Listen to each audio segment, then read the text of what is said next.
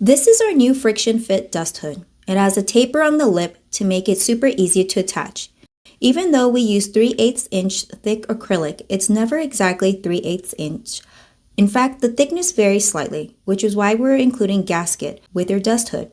You'll receive different thickness gaskets so you can determine which one provides the best friction fit. You don't want it to slide in too easily. In most cases, you'll go with a thicker gasket.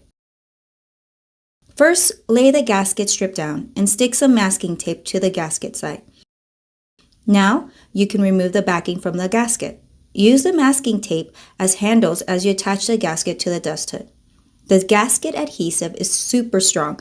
This provides some control as you align it. Now, you can remove the masking tape.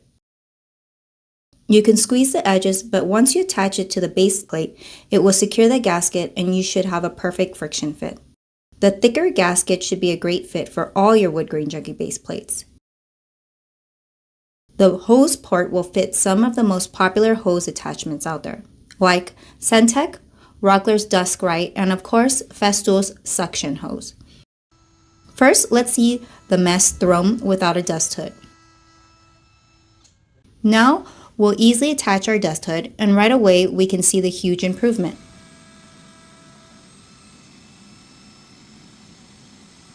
We'll remove it once more for theatrics, but you can see how it shoots all the chips and dust. We'll reattach the dust hood and finish our flush trim.